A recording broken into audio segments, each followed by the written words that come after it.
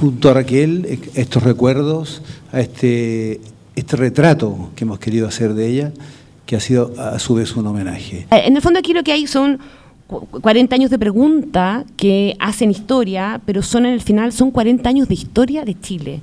Por lo tanto, vale mucho la pena y es una clase magistral de periodismo además.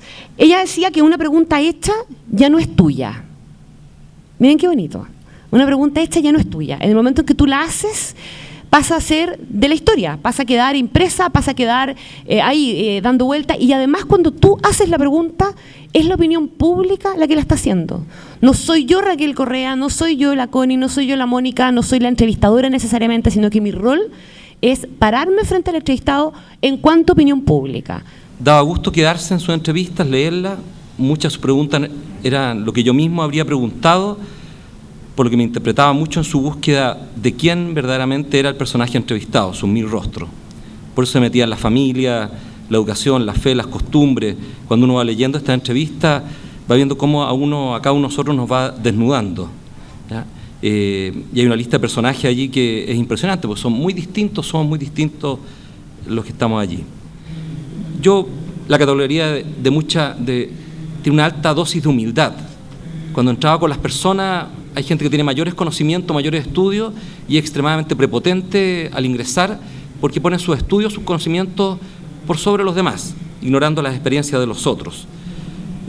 Lo segundo es que, siendo amable también, ¿no es cierto?, y humilde, es muy cariñosa. Fue muy cariñosa con toda la gente que nos encontramos, no conociéndola, ¿ya? Y ese cariño también iba acompañado de mucho respeto. Y en las preguntas que hacía, eso notaba mucho respeto, un interés por lo que le estaba ocurriendo al otro, que no tenía nada que ver con la entrevista.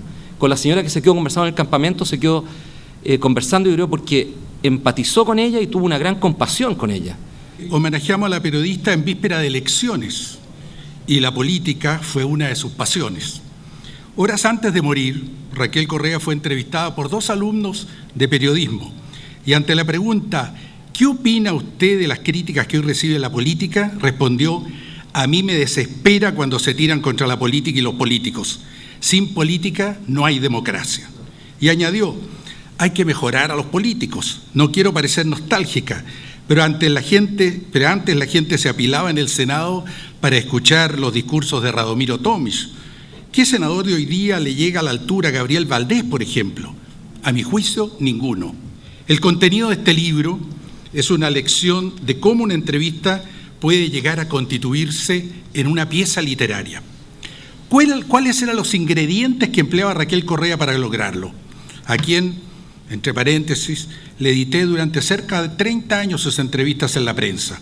Ella misma aseguró que las preguntas eran las herramientas que permiten llegar a descubrir lo que se persigue.